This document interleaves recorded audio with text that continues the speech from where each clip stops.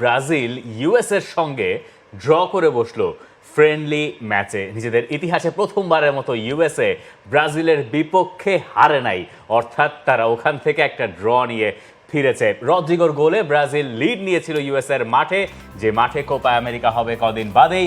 রদ্রিগোর সেই গোলের স্বস্তি খুব বেশিক্ষণ টেকে নাই ব্রাজিলের শিবিরে। এরপরে গিয়ে ক্রিস্টিয়ান পুলিসিক তিনি ফ্রিকিক থেকে দারুণ এক গোল করে দলকে সমতায় ফেরান এবং শেষ পর্যন্ত ওই 1-1 সমতাতেই শেষ হয়েছে এই ম্যাচটা।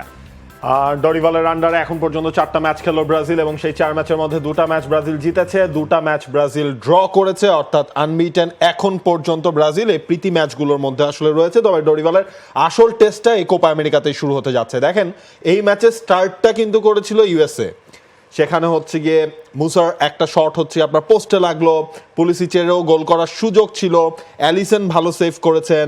তবে এই জায়গায় আপনি যদি খেয়াল করেন পুরো ম্যাচে ব্রাজিলের গোল সংখ্যা কিন্তু আরও বেশি হওয়া দরকার ছিল। 25 শটস ছিল ব্রাজিলের ওভারঅল এই ম্যাচটার মধ্যে।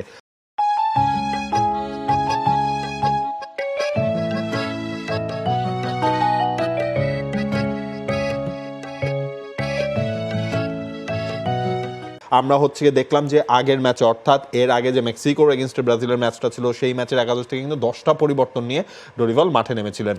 এবং আপনি এই ম্যাচের স্টার্টিং লাইন আপটা যখন আমরা দেখব, তখন হয়তোবা 1-2টা জায়গা ছাড়া মোটামুটি ধরেই নেওয়া যাবে এটা ব্রাজিলের শুরুর একাদশ হতে যাচ্ছে। সেই স্টার্টিং লাইন আপটা যদি আমরা একটু দেখি, সেখানে গোলকিপিং পজিশনে গতকালকের ম্যাচটা স্টার্ট করেছিলেন অ্যালিসন, সেখানে কোনো সন্দেহ আসলে ছিল না। হ্যাঁ, অনেক জায়গায় হয়তোবা বেন্তোর কথা বলছে, কিন্তু অ্যালিসন আসলে বুঝিয়ে দিয়েছেন যে কেন তিনি এখনো নাম্বার 1। অ্যালিসনকেই আমার ধারণা খেলানোর কথা এবং হয়তো শেষ পর্যন্ত খেলানো হবে। জাও গোমেজ, ব্রুনো গিমারেশ এবং পাকেতা, এই তিনজনের মিডফিল্ড দেখেছি এবং ফরওয়ার্ড পজিশনে রদ্রিগো, ভিনিসিয়াস জুনিয়র আর রাফিনিয়া। রদ্রিগো অবশ্য মাঝখানের জায়গাটা ধরে খেলেছিলেন, এক পাশে রাফিনিয়া, এক পাশে ভিনিসিয়াস জুনিয়র।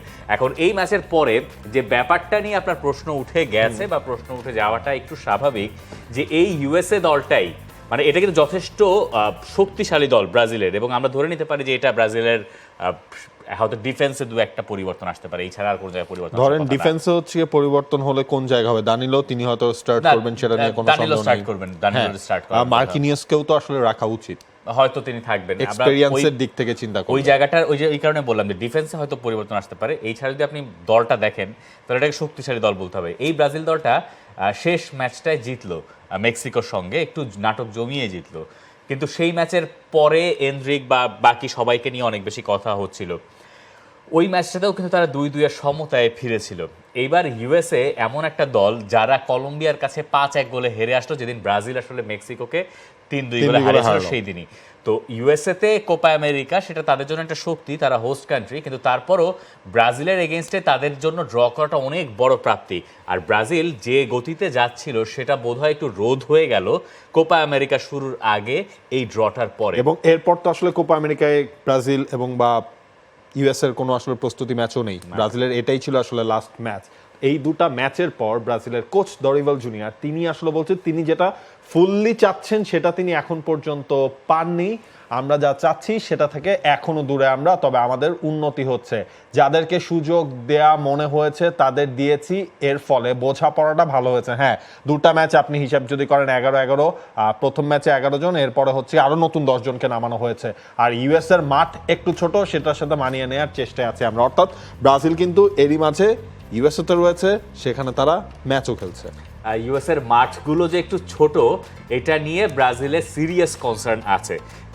গেল কয়েকটা দিন ধরে ব্রাজিলের যত গণমাধ্যম আছে তারা এই ব্যাপারটা নিয়েই অনেক চর্চা করছে যে কোপা আমেরিকার হচ্ছে ওই জায়গার মাঠ একটু ছোট।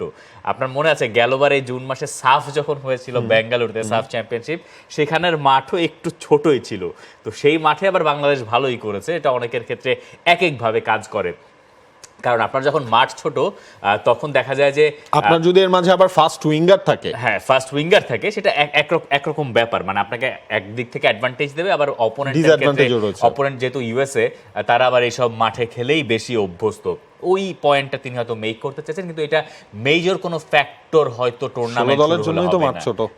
সেটাই, মেজর কোনো ফ্যাক্টর হয়তো দিন শেষে হবে না। কিন্তু দরিভালের পক্ষে যুক্তি এখানে আছে যে তিনি তো আসলেই সময় কম পেয়েছেন, কেবলই মার্চ মাসে এসেছেন। আমরা অবশ্য জানতাম মার্চ মাসে আসার পরেও এই ফল ধরেও রেজাল্ট তার খারাপ নয়, কিন্তু ভিনিসিয়াস জুনিয়র আসলে কেমন করবেন এইটা নিয়ে একটা প্রশ্ন আসলে আছে। গতকালকের ম্যাচেও ভিনিসিয়াস কিন্তু শুরুর দিকে তার কাছে সুযোগ ছিল, তিনি সেটাকে গোলে কনভার্ট করতে পারেননি। এরপর আপনি যদি হিসেবটা করেন যে শেষ দিকে কিন্তু মানে ইউএস এর গোলকিপার তিনি চমৎকার খেলেছেন, টোটাল ম্যাচে 11টা সেভ তিনি দিয়েছিলেন।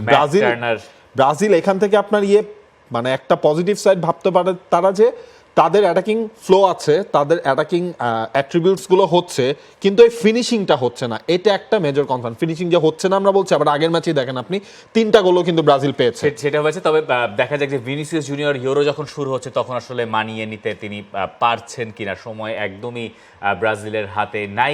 For more updates, subscribe to our YouTube channel and click on the bell icon. Follow us on Facebook and Instagram. Download T-Sports app to enjoy exciting games and highlights. Visit tsports.com.